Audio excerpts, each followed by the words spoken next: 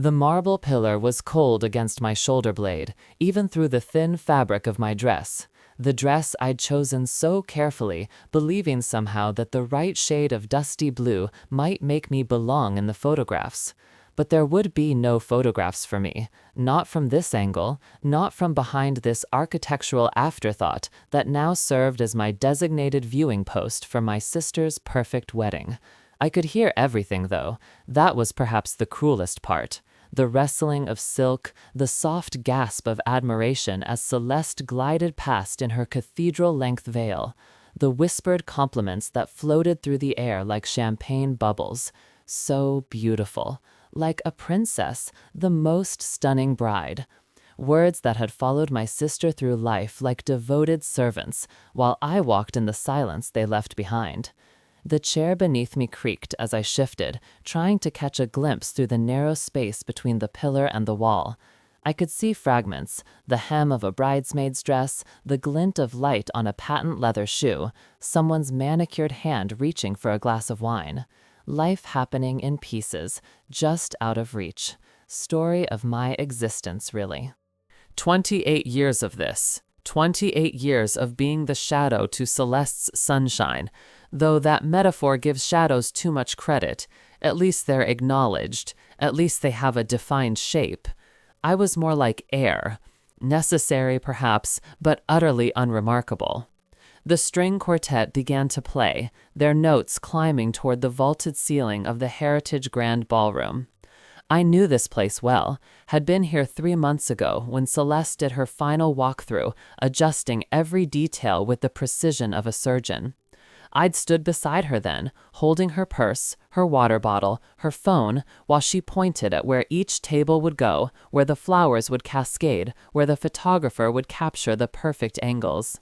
And this pillar, she'd said, her French manicured nail tapping against the marble, is unfortunate, but we can work with it.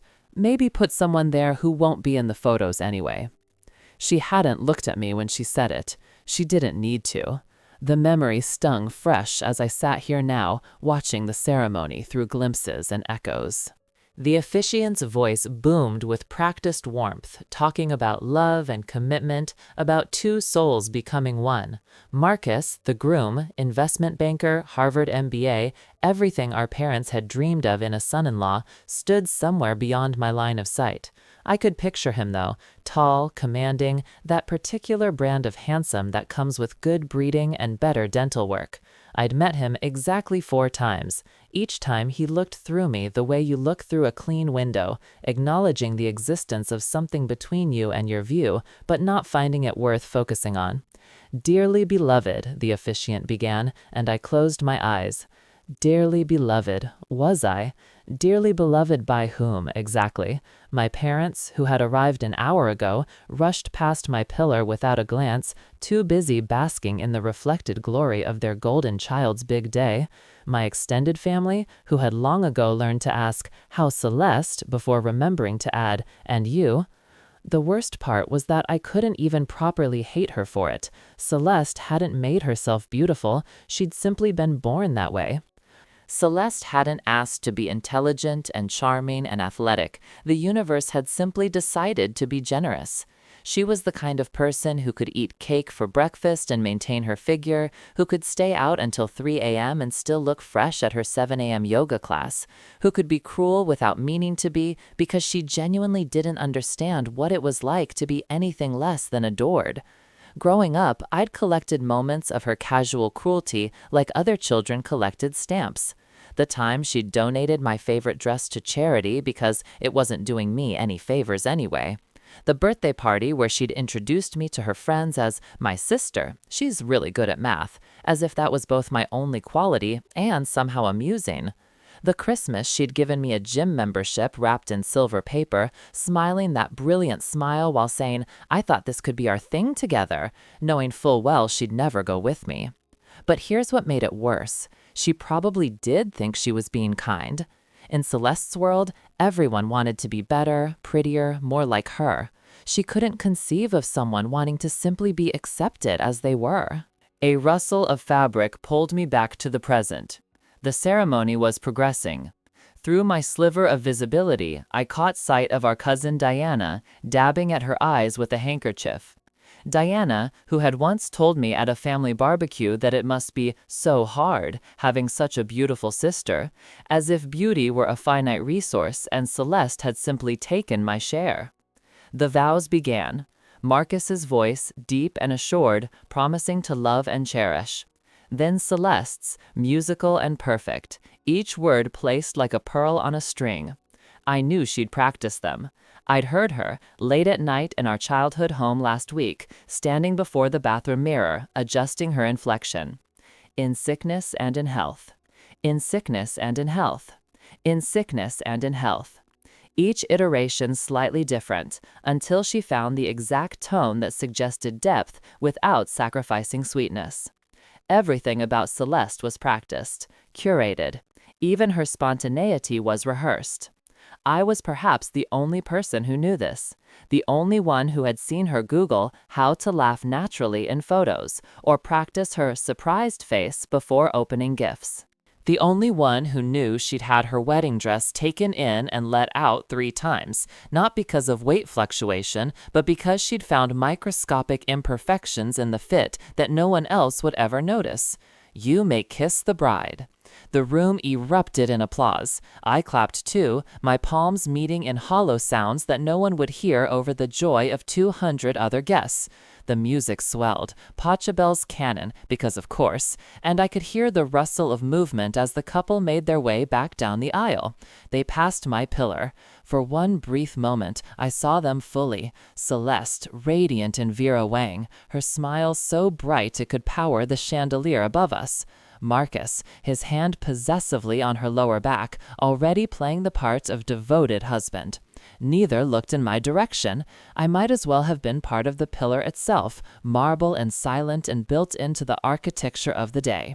The guests began to file out, heading for the cocktail hour in the adjacent room, while the main ballroom was reconfigured for the reception. I stayed seated. My instruction had been clear: wait until everyone had gone, then slip out quietly and find my table for dinner. Table 12, Celeste had told me, with that practiced sympathy she'd perfected. It's actually a great spot, she'd said, very intimate. Intimate, code for hidden. The ballroom grew quiet, just me and the empty chairs and the fading scent of roses. I stood finally, smoothing my dress, not that anyone would see the wrinkles, and prepared to navigate the careful choreography of remaining invisible at a highly visible event. That's when I heard the footsteps, measured, deliberate, approaching from the main aisle. I froze, wondering if I'd miscalculated, if I was supposed to have left already. The footsteps stopped somewhere near the first row of chairs. I thought someone might still be here, a voice said. Male, unfamiliar, with an accent I couldn't quite place. British, maybe, but softened by years elsewhere. I didn't respond. Maybe he was talking to someone else. Maybe. Behind the pillar, he continued, and now the footsteps resumed, coming closer. I saw you during the ceremony. Well, part of you, your hand specifically. You wear your grandmother's ring on your right hand. Unusual setting. Art Deco, if I had to guess. I looked down at my hand, at the ring that had indeed been my grandmother's, the only beautiful thing I'd inherited, the only thing that hadn't gone to Celeste, because she'd been getting her nails done the day Grandma Rose had pulled me aside and pressed it into my palm. For you, she'd said, because you notice things, because you'll remember what it means. The footsteps were quite close now. Then a figure appeared at the edge of the pillar, tall, lean, with dark hair that needed a cut, and eyes the color of autumn leaves. He wasn't traditionally handsome, not in the Marcus way. His nose had been broken at some point, there was a scar through his left eyebrow, and his suit, while well-tailored, had the comfortable wear of something owned for years rather than bought for the occasion. Sorry, he said, I didn't mean to startle you. I'm James. I'm the +1 who probably shouldn't be here. +1, I found my voice, though it came out smaller than intended. My brother's date canceled last minute. He's one of Marcus's groomsmen. Didn't want to mess up the seating chart, so he dragged me along. He paused, studying me with those unusual eyes. Though I have to say, the seating chart seems to have some interesting choices. Heat flooded my cheeks. I should go. Cocktail hour is designed for people who enjoy small talk about investment portfolios and vacation homes in the Hamptons, James finished. I lasted exactly 12 minutes before the discussion of yacht maintenance drove me back here. He gestured to the chair beside mine, the one that was also hidden behind the pillar. May I?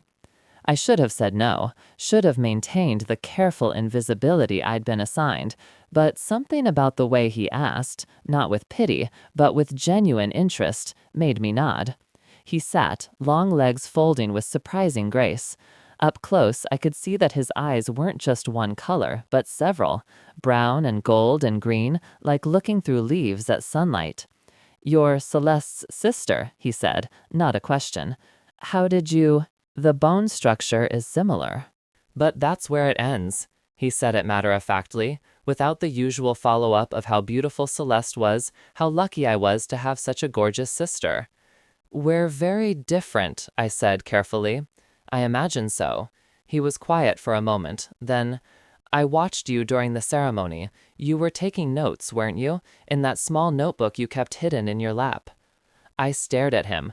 I had been taking notes, a habit from childhood, writing down observations when the feeling of being unseen became too acute. No one had ever noticed before. "I'm a writer," I admitted, the words surprising me. I never told people that. Well, trying to be. "Published."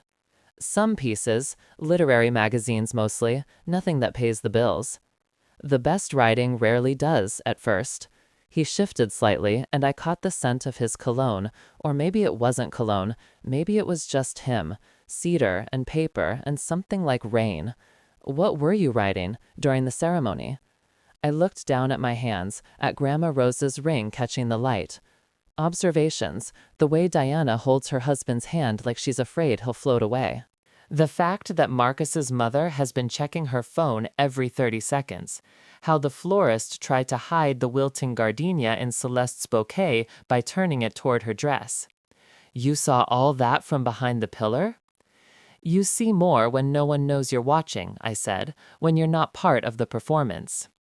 He was quiet for a long moment. Then, "My brother, the groomsman, he told me something interesting last night, after the bachelor party, when Marcus was properly drunk." Something in his tone made my pulse quicken. "Oh?" "Marcus has been having an affair, for 6 months, with someone from his office." James's voice was casual, but his eyes were watching me carefully. "Apparently, he plans to end it now that he's married. Celeste's father is about to make him partner at the firm, you see. Can't have any scandals." The words hung between us like a suspended note of music. I thought of Celeste, probably holding court at the cocktail hour right now, basking in congratulations, believing herself loved. "Why are you telling me this?" I asked. "Because," James said slowly, "I've been watching this whole spectacle, and you're the only person here who seems to see what's actually happening. Everyone else is watching the show. You're watching the truth." "The truth doesn't matter," I said, surprising myself with the bitterness in my voice. "People see what they want to see. Celeste is perfect, therefore her life must be perfect. Her husband must be perfect, their marriage must be perfect." "Perfect," James repeated the word like he was tasting it.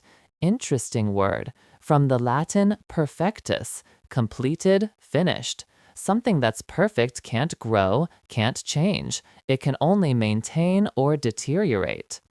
"Are you always this philosophical at weddings?" "Only when I'm hiding behind pillars with interesting strangers." He smiled then, and it transformed his face, not into handsome, but into something better, real. "Tell me, what does your sister think you do for work?" The question caught me off guard. "She tells people I'm in publishing." "Are you?" "I work at a bookstore, part-time, the independent one on Maple Street." "Thornfield Books, with the cat who sleeps in the window?" "Mr. Darcy, you know it?" "Know it?" "I practically live there. How have we never—" He stopped. "Wait, you're not there on Saturdays?" "No, I write on Saturdays, in the back room of the coffee shop next door." The one with the terrible music but excellent cortados. That's the one. We looked at each other, this strange recognition passing between us, not of faces, but of patterns, of parallel lives that had somehow never intersected until now. Marcus doesn't deserve her, James said suddenly, returning to the previous subject. But then again, I'm not sure she deserves Marcus either. They're well matched in their mutual performance of happiness. That's cruel, I said, though without much conviction. Is it, or is it simply accurate? He turned to face me more fully. I've known Marcus since university. He's been playing the role of successful man since he was 19. Your sister, I met her for the first time last night at the rehearsal dinner. She performed herself beautifully. Every laugh perfectly timed, every gesture practiced. They'll make a stunning Christmas card. They'll be happy, I said, though I wasn't sure I believed it. They'll be successful, James corrected. They'll have beautiful children who will go to the right schools. They'll have dinner parties where everyone drinks the correct wine. They'll vacation in places that photograph well.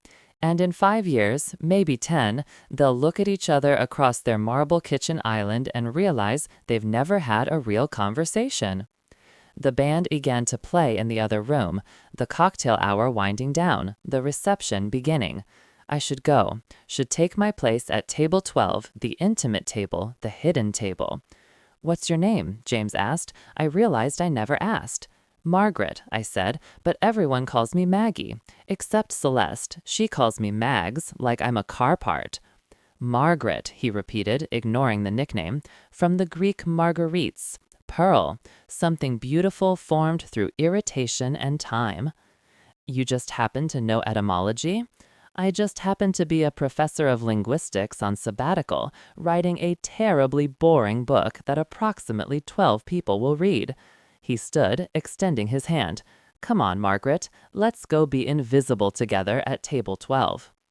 I looked at his hand, long fingers, a writer's callus on the middle one, no wedding ring. Then I looked up at his face, at those autumn eyes that saw things, that noticed. I took his hand. It was warm, solid, real, in a way that nothing else about this day had been. He helped me to my feet, and for a moment we stood there, hidden behind the pillar, while the world celebrated something that might or might not be love. Fair warning, he said, still holding my hand. I'm terrible at small talk, I don't dance, and I have strong opinions about contemporary fiction. Fair warning back, I replied. I'm invisible at family gatherings. I've read everything you're about to recommend, and I'm about to spend the entire reception taking notes on napkins. Perfect, he said, and the word sounded different when he said it, not like completion, but like recognition. We walked out from behind the pillar together, into the light and noise of the reception. Several people glanced our way, confusion flickering across faces as they tried to place me, tried to understand why someone who looked vaguely like Celeste was walking with a disheveled academic instead of sitting quietly at the forgotten table. Perfect, he said, and the word sounded different when he said it, not like completion, but like recognition. We walked out from behind the pillar together, into the light and noise of the reception.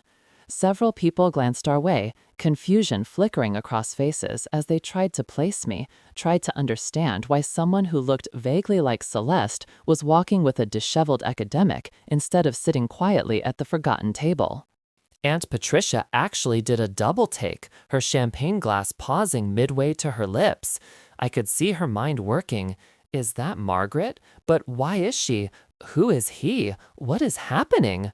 They're staring, I murmured to James. Good, he replied. Let them wonder. Table 12 was indeed intimate, tucked into a corner, partially obscured by a large floral arrangement that seemed less decorative and more strategic. The other seats were filled with what Celeste would call obligation invites. Our father's secretary, Marcus's ancient great-aunt who was already asleep in her chair, a couple whose connection to the wedding no one could quite remember. James pulled out my chair with an old-fashioned courtesy that seemed genuine rather than performed. As I sat, I caught a glimpse of Celeste at the head table, radiant under the spotlights. She was laughing at something Marcus had whispered, her hand on his arm, the picture of bridal bliss. For once, I didn't feel the familiar pang of envy. Instead, I felt something else, a kind of distance, like watching a film I'd seen before and no longer found convincing. "Wine?" James asked, lifting the bottle from the table. "Please." He poured, the red wine catching the light like liquid garnets. "To Margaret," he said, raising his glass, "who sees things." "To James," I replied, "who notices." We clinked glasses, the sound lost in the broader symphony of celebration. But it didn't matter. We heard it. The salad course arrived, some architectural thing involving beets and goat cheese that looked like it belonged in a museum rather than on a plate. James poked at it with scientific curiosity. "I think it's supposed to be a rose," I offered. "Or a crime scene," he countered, making me laugh, really laugh, not the polite titter I perfected for social situations. "Tell me about your writing," he said. "What do you write about?" he said. "Invisible things," I said without thinking, then felt heat rise to my cheeks. "I mean—" "No, that's perfect. Continue." I took a sip of wine, gathering courage. "I write about the spaces between what people say and what they mean. The moments nobody photographs. The woman crying in the bathroom at a party. The man feeding pigeons every day at the same bench, talking to them like old friends. The girl who sits behind pillars at weddings. The last one sounds like a story worth telling. Maybe if I could figure out the ending." "Endings are overrated," James said. "Life doesn't have clean endings. We just stop paying attention to certain stories and start paying attention to others." The main course arrived, salmon for me, steak for him, both presented with the kind of artistic flair that suggested the chef had opinions about things beyond food. "So," I said, cutting into my fish, "a linguistics professor who hates small talk. How does that work at faculty parties?" "Poorly," he admitted. "I once spent an entire departmental mixer hiding in the coat closet, reading." "What were you reading?" "Would you judge me if I said it was a romance novel?" I nearly choked on my salmon. "You read romance?" "Exclusively at faculty parties. They're the only books that make academic gatherings bearable by comparison. All that honest emotion, people actually saying what they mean." He grinned. "Plus, they always have happy endings, unlike departmental politics." "What's your favorite?" He looked thoughtful. "There's one about a librarian and a food critic. She hates everything he writes, starts leaving anonymous notes in his returned books telling him why he's wrong about everything. He falls in love with the handwriting before he knows who she is." "The Taste of Words" by Marina Chen, I said immediately. "The note she leaves in the cookbook about molecular gastronomy, where she compares his reviews to the emperor's new clothes. And he realizes she's right about everything." We were both laughing now, the kind of shared delight that comes from finding someone who loves the same obscure thing you do. "You know," James said, "my brother is going to be furious with me." "Why?" "Because he brought me here to network. Marcus's wedding is apparently full of important people I should be impressing for my career." He gestured around the room. "Instead, I'm hiding at table 12 discussing romance novels with a beautiful woman who takes notes on napkins." Beautiful. He'd said it so casually, like it was just a fact, like the sky being blue or water being wet. Not like the word that had always belonged to Celeste, that had defined her and, by its absence, defined me. "I'm not," I started. "You are," he interrupted gently.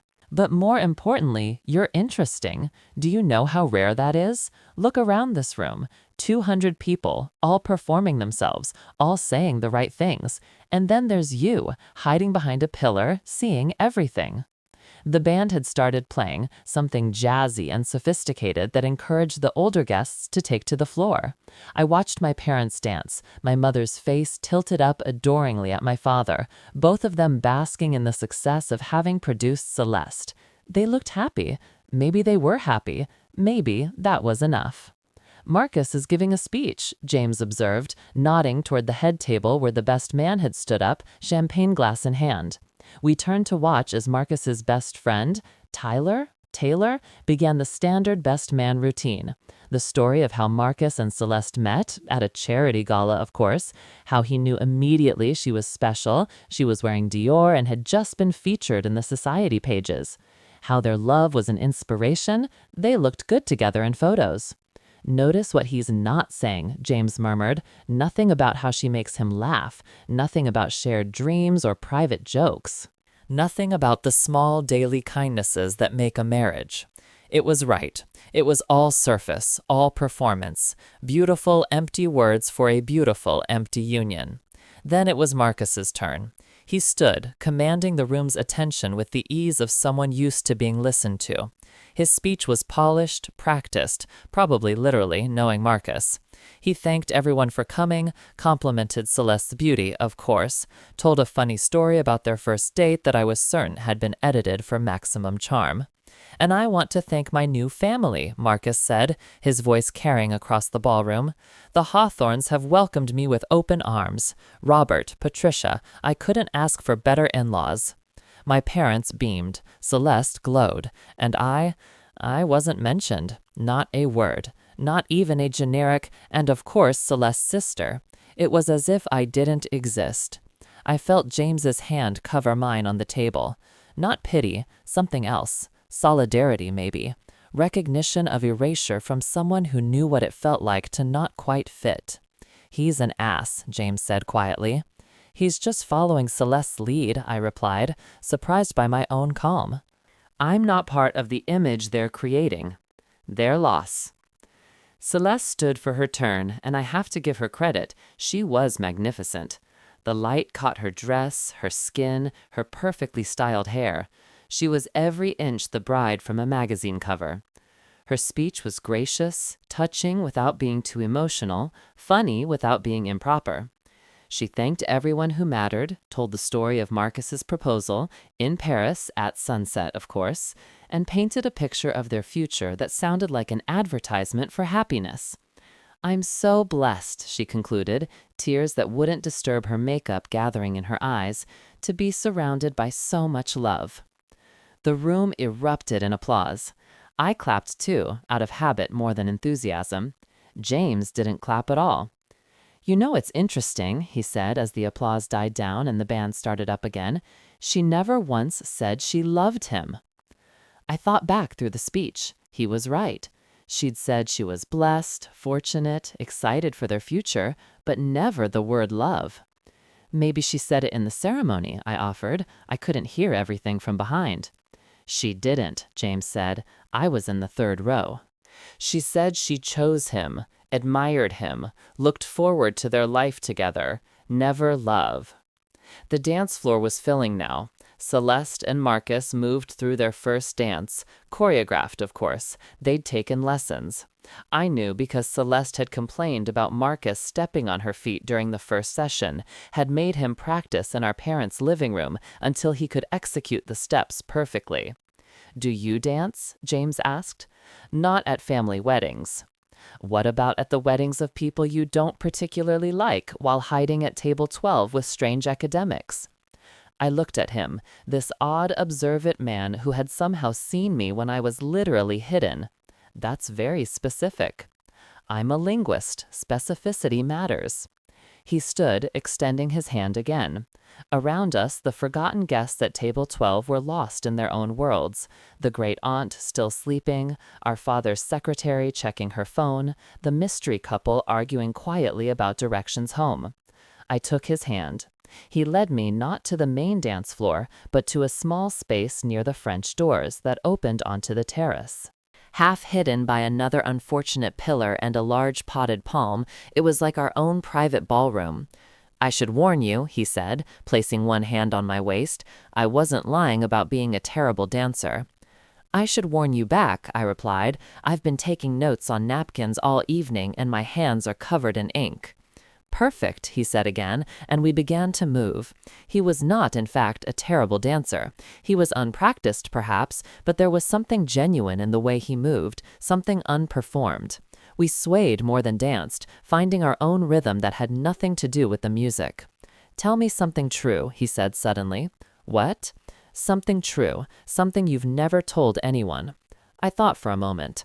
When I was 12, Celeste won a beauty pageant, small local thing, but our mother acted like it was Miss America. There was a party after, at our house, everyone congratulating her, telling her how special she was. I hid in my room, writing the story I'd been working on, this fantasy about a girl who could become invisible at will. What happened to her, the invisible girl? She saved the world. But nobody knew because nobody could see her do it. Ah, James said softly, and something else true? It's your turn. Fair. He spun me gently, the room blurring for a moment before coming back into focus. I'm supposed to be in Switzerland right now. The sabbatical? Partially, but really I was running away. Bad breakup, worse job situation, general existential crisis. Very melodramatic for a linguistics professor. What happened with the relationship? She wanted me to be someone else, someone more polished, more successful in the traditional sense, more like... He gestured toward the main dance floor where Marcus was now dancing with Celeste's mother, all charm and perfect timing. More like that. So you ran to Switzerland? I was going to. Ticket purchased, apartment sublet, boxes packed. Then my brother called about this wedding, needing a +1, and I thought, why not delay the running away for one more day? See how the other half lives. He pulled me slightly closer. Best decision I've made in years. The song changed to something slower, more intimate. Through the French doors, I could see the terrace strung with lights, the night beyond dark and soft. Inside, the wedding continued its choreographed perfection, but here in our corner, something else was happening, something unscripted. Can I tell you something strange? I said. Please. I've been preparing for this wedding for months. The dress fittings, the rehearsals, the endless discussions about flowers and place cards. I knew exactly how it would go, where I would sit, what my role would be, how invisible I'd need to be. I had it all mapped out, every moment of marginalization, and I thought I was prepared for how it would feel. But I wasn't prepared for someone to see me, to actually see me. It's destabilizing. He stopped dancing, just for a moment, his autumn eyes serious. Margaret, he said, and I loved how he used my full name, how he made it sound like something worth saying. You're not invisible. You're just surrounded by people who are too busy looking at themselves to notice anything else. Before I could respond, a commotion erupted from the main dance floor. Voices raised, a glass breaking, someone gasping. James and I moved toward the French doors to see better. It was Marcus's mother.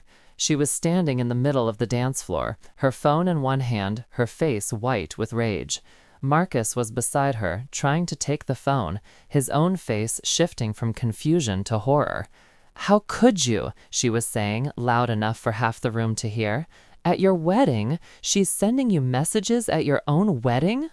The music stopped. Everyone turned to stare. Celeste, who had been posing for photos with her bridesmaids, froze mid-laugh. Mother, please, Marcus started, but his mother had already turned to Celeste, her expression shifting from rage to something like pity.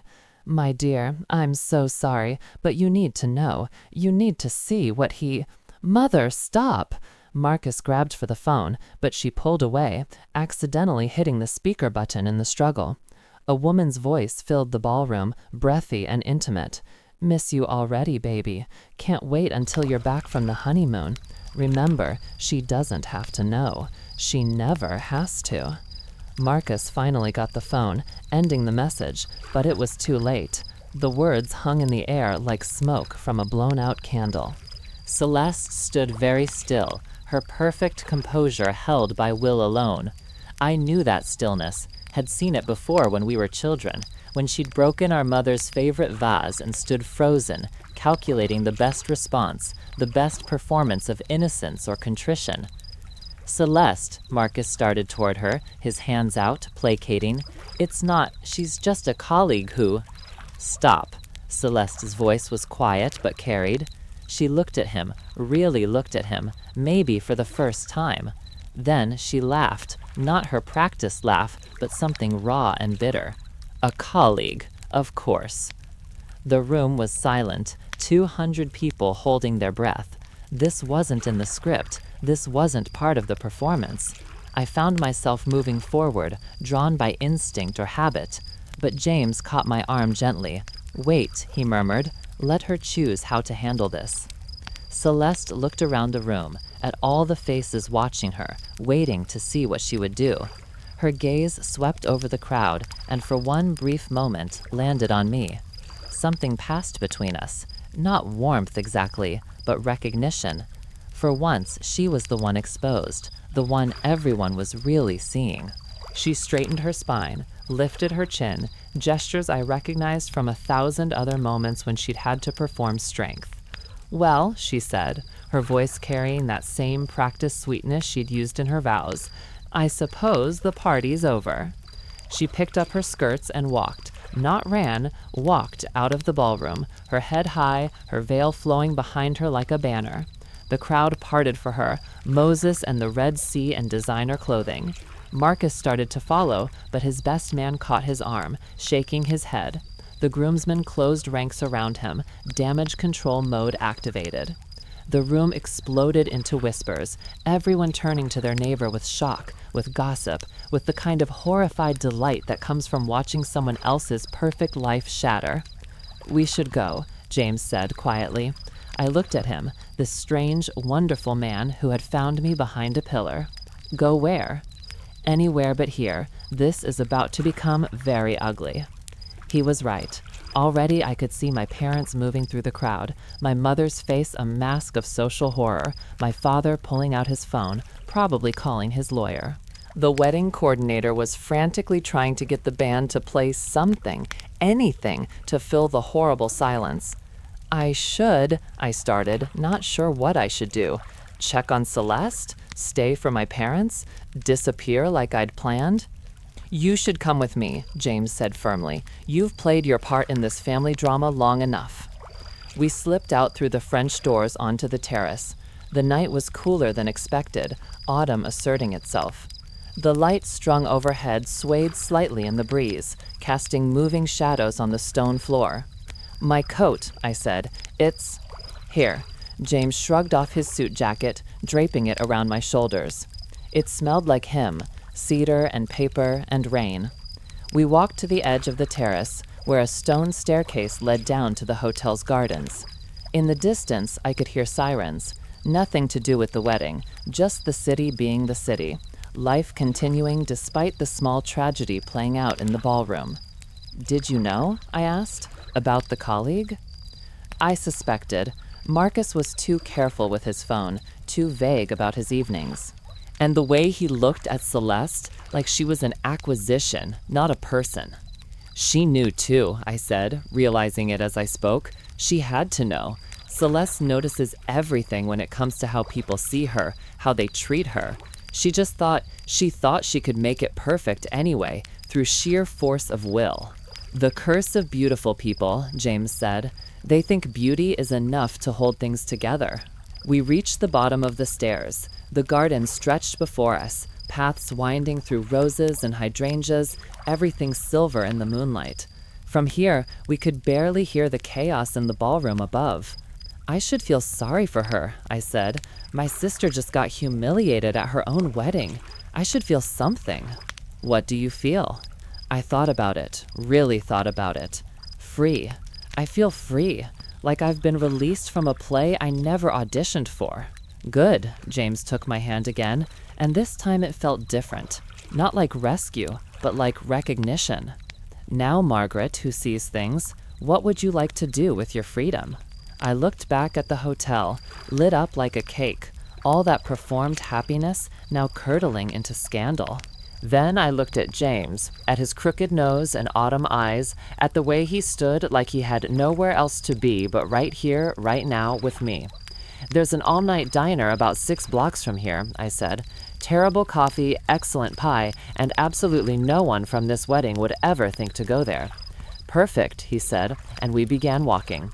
My phone buzzed in my clutch. Probably my mother, probably frantic, probably demanding I come back and help manage this disaster. I didn't check it. For once, Celeste's crisis could be Celeste's problem. We walked through the city streets, my heels clicking on the pavement, his jacket warm around my shoulders. We talked about books, about writing, about the way language could reveal or conceal truth. He told me about his research, the beauty of extinct languages, words that existed in ancient tongues for concepts we'd lost. I told him about the novel I'd been writing, about characters who lived in the margins of other people's stories. "You'll have to rewrite it now," he said as we reached the diner, its neon sign flickering like a heartbeat. "Why?" "Because the girl who sits behind pillars, she doesn't stay there. She gets up, she walks out, she finds her own story." The diner was exactly as I'd described. Vinyl booths, fluorescent lights, the smell of coffee that had been brewing since the Carter administration. We looked absurd, me in my dusty blue dress and him in his formal wear, sitting among the late-night workers and insomniacs. "Pie?" the waitress asked, her name tag reading Dolores, and her expression suggesting she'd seen stranger things than formal wear at midnight. "2 slices of whatever you recommend," James said, "and coffee, lots of coffee." She brought us apple pie that tasted like autumn and coffee that tasted like regret, and it was perfect. We talked until the sky began to lighten, until my phone battery died from the ignored calls, until the morning shift arrived and Dolores went home. "I should tell you something," James said as dawn painted the diner windows pink. "I canceled my flight to Switzerland." "When?" "About an hour ago, while you were in the bathroom. Used the diner's phone to call the airline." "Why?" He looked at me, really looked at me, the way he had when he found me behind the pillar. "Because I met someone who sees things. And I'd like to keep looking with her if she'll let me." I thought about Celeste, probably surrounded by our parents, by lawyers, by friends offering empty sympathy. I thought about the role I was supposed to play: supportive sister, invisible comfort, the one who cleaned up messes without being seen. Then I thought about Grandma Rose's ring on my finger, about what she'd said when she gave it to me. "You notice things. You'll remember what it means." What it meant was choosing yourself when everyone else forgot to. "Okay," I said. "Okay? Okay, you can keep looking with me, but I should warn you, I'm terrible at being looked at. I might hide behind pillars. I might take notes when I should be participating. I might never be the person who fits in the family photos." "Margaret," James said, taking my hand across the sticky diner table, "I don't want you in the photos. I want you seeing what everyone else misses. I want you writing it all down. I want you to be exactly who you are, the one who sits behind pillars and sees everything." 6 months later, I published the story. Not about the wedding exactly, but about visibility and invisibility, about the stories we tell and the truths we hide. It won a prize, small, literary, the kind Celeste would never have heard of. But James framed the announcement, hung it in the apartment we'd started sharing, right next to a photo Dolores had taken of us that first night in the diner, still in our wedding clothes, laughing over terrible coffee. Celeste's marriage lasted 4 months. The divorce was quiet, expensive, and carefully managed to minimize scandal. She rebounded quickly, as beautiful people do, with a tech entrepreneur who looked at her like she was an IPO he wanted to invest in. We don't really talk, Celeste and I, but last Christmas she sent me a card. Inside, in her perfect handwriting, she'd written, "I heard about your book. Mom says you're living with someone. I hope he sees you." It was the closest she'd ever come to acknowledging what had always been between us, the fundamental imbalance of being seen and unseen, of mattering and not mattering, of being the star and being the audience. I kept the card, not out of sentiment, but as evidence. Evidence that even perfect people sometimes see the truth, even if they can't quite bring themselves to speak it. James found me looking at it one evening, sitting in our apartment surrounded by my notebooks, the novel I was working on, the life I'd built from the scraps of invisibility. "Regrets?" he asked. "No," I said, and meant it. "Just observing." "What do you see?" I looked at the card, at Celeste's perfect handwriting, at the expensive paper that probably cost more than most people's lunch. Then I looked at James, at his messy hair and his autumn eyes, at the way he held space for my silence. I see that she took the spotlight that day, I said, but I walked away with something brighter. Which was? I stood, crossed to where he sat, curved into the space he made for me, not behind him, not in his shadow, but beside him, equal and seen. The truth, I said, and my peace. And in the end, that was everything. Not the dramatic revelation in the ballroom, not the collapse of Celeste's perfect image, not even the strange miracle of James finding me behind that pillar. The everything was this: the quiet after the storm, the gentle dailiness of being seen, the profound relief of no longer performing invisibility. I still write in the back room of that coffee shop with terrible music. James still leaves romance novels in my bag for me to find during long days at the bookstore. We still go to that diner sometimes, sitting in the same booth, eating pie that tastes like autumn and drinking coffee that tastes like regret turned into something sweeter. Sometimes I think about that wedding, about the pillar, about the woman I was when I sat hidden while the world celebrated around me. She feels like a character from one of my stories now, real but distant, true but transformed.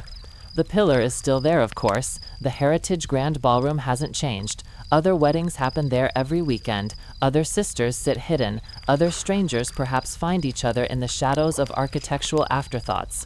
But I'm not there anymore. I'm here, in the life I wrote for myself, with a man who saw me when I was nothing but a hand wearing my grandmother's ring, visible only in fragments through the space between a pillar and the wall.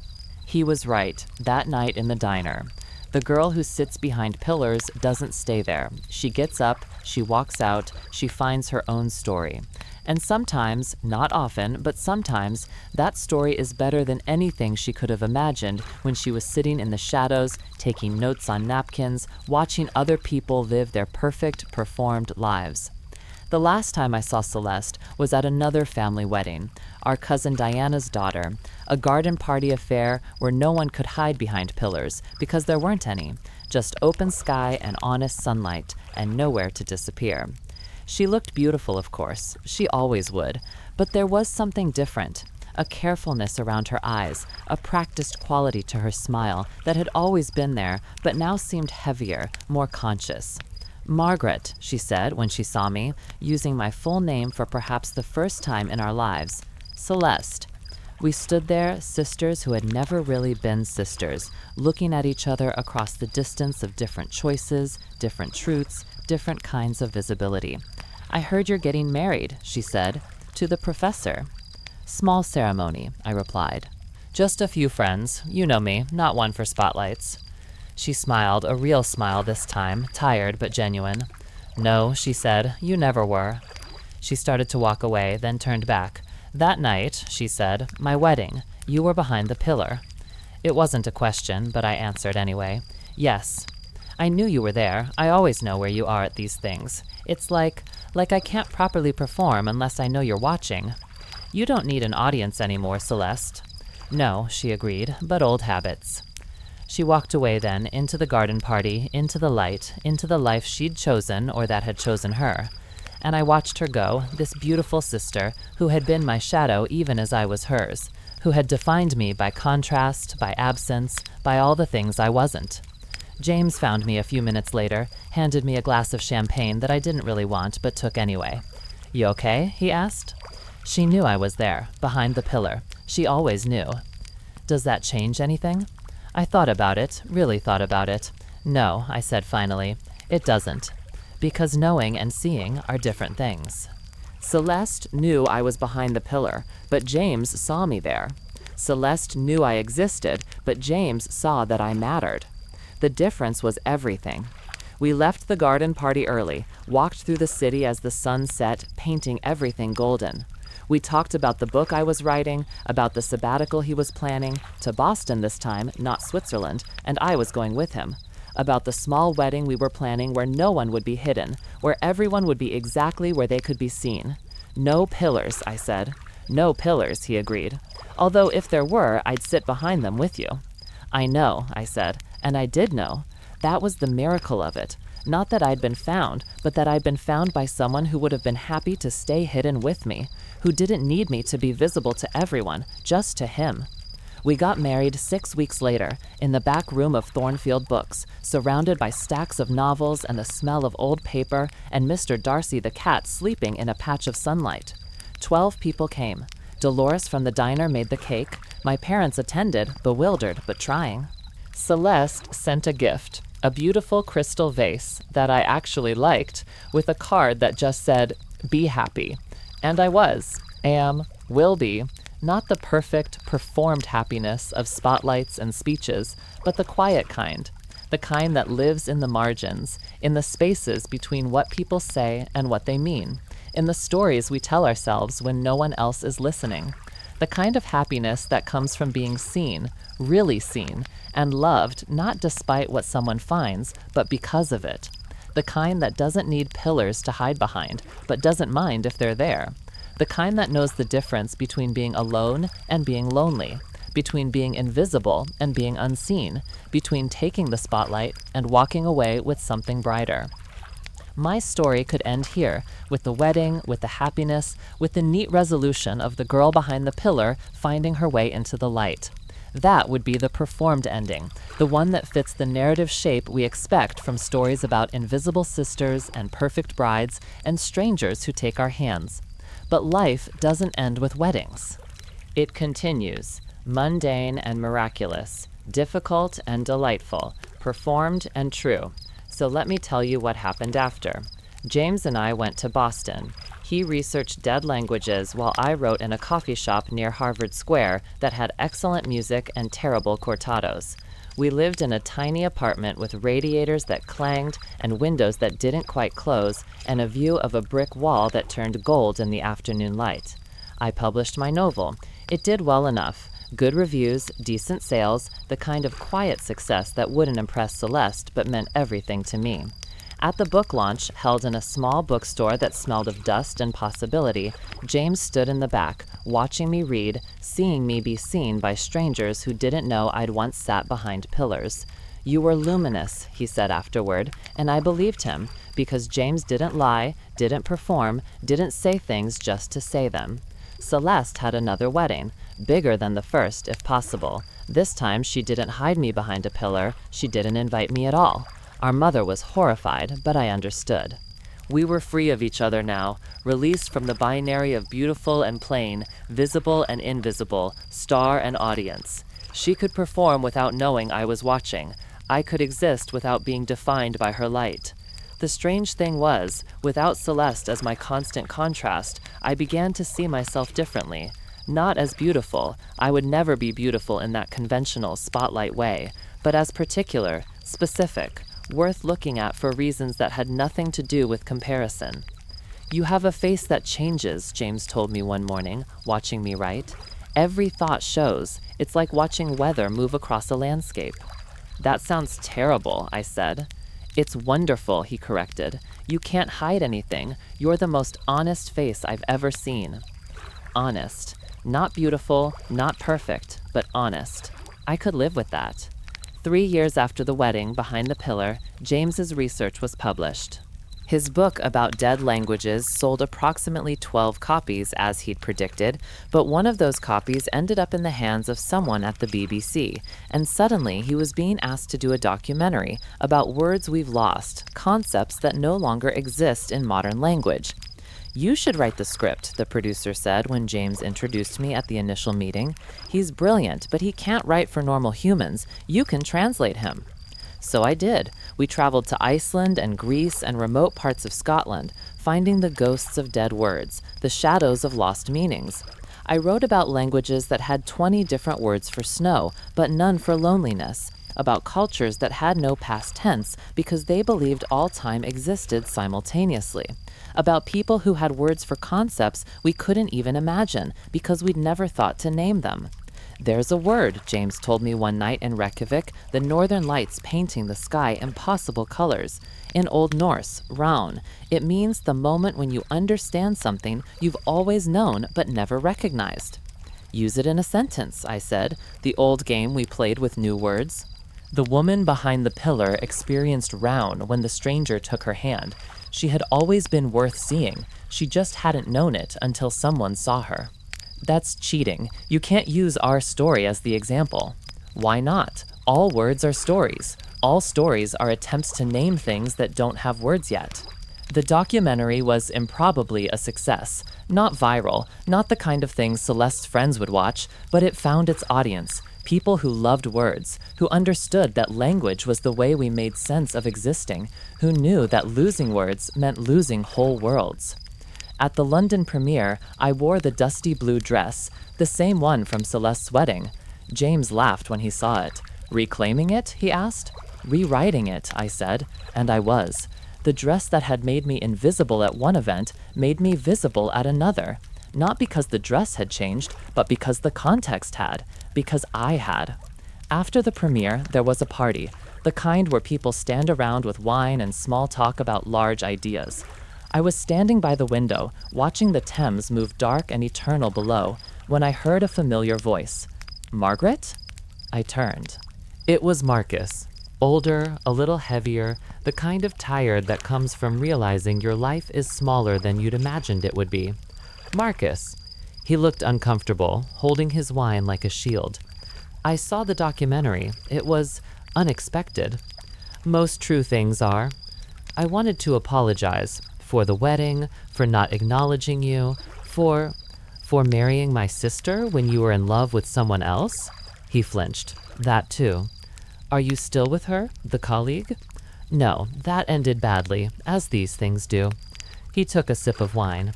Celeste is remarrying, I heard. So I heard. I wasn't a good husband. No, but she wasn't a good wife either. Maybe you are perfect for each other. Two people performing happiness so well you believed it yourselves. He looked at me, really looked at me, for perhaps the first time. You were behind the pillar? Yes. You saw everything? I see things. It's what I do. Is that why you became a writer? No, I was always a writer. That's why I see things. He nodded, started to walk away, then turned back. The man in the documentary, James. He's your husband? Yes. He sees you? Yes. You're lucky. No, I said. I'm chosen. He chose to see me. I chose to be seen. Luck is passive. This was active. Marcus left soon after, disappearing into the London night like a character walking off the page. I never saw him again, but I heard things, that he'd moved to Singapore, started over, married someone his mother hated but he actually loved. James found me at the window, handed me a fresh glass of wine. Who was that? He asked. The ghost of weddings past. Should I be concerned? Only if you plan to hide me behind any pillars. Never. Although, he pulled me closer, pointed to a large potted plant in the corner. We could hide behind that fern. It's big enough for two. Tempting, but I think I'm done hiding. Good, because there's someone who wants to meet you, a publisher.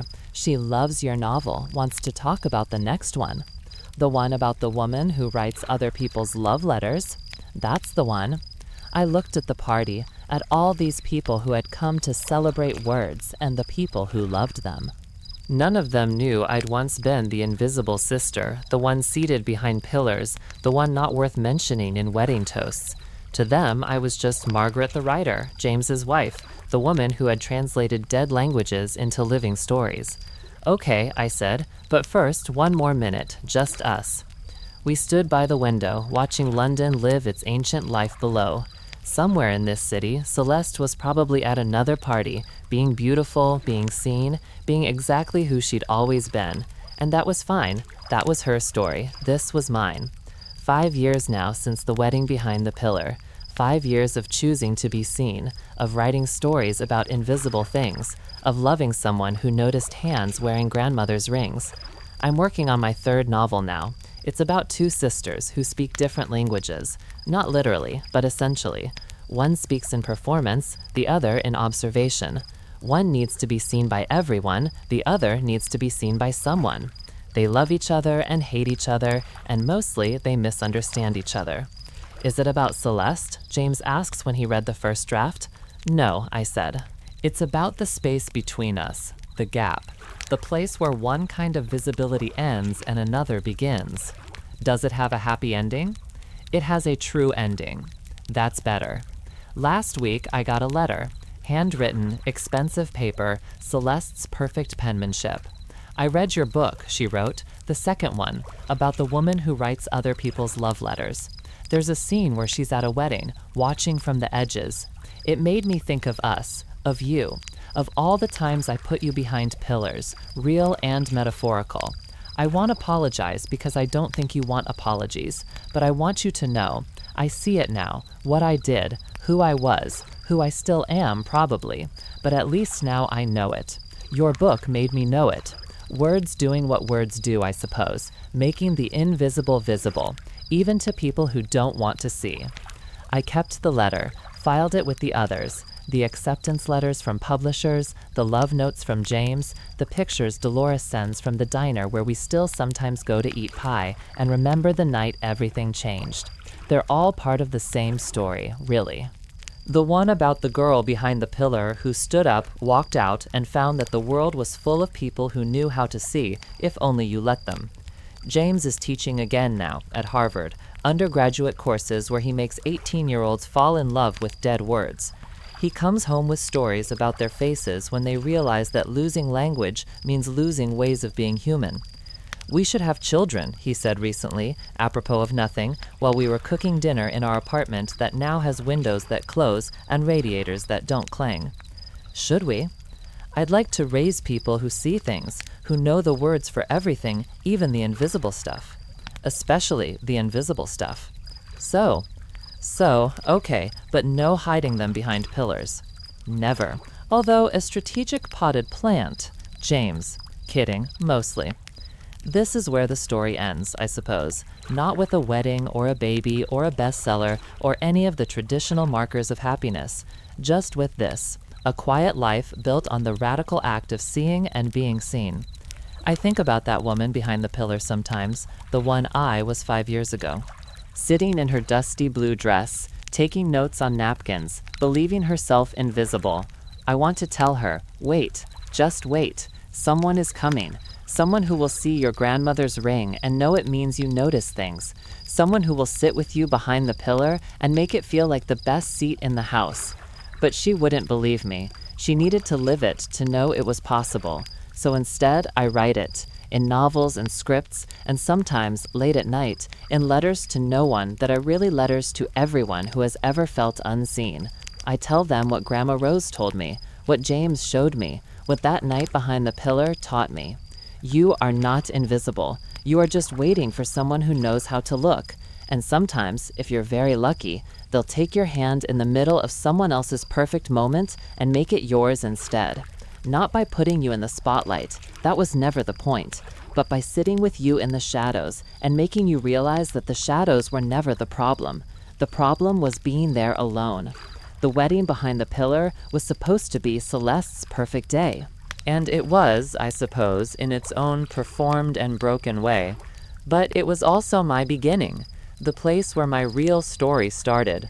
The moment when someone saw me taking notes on napkins and thought, there, her, the one who sees things.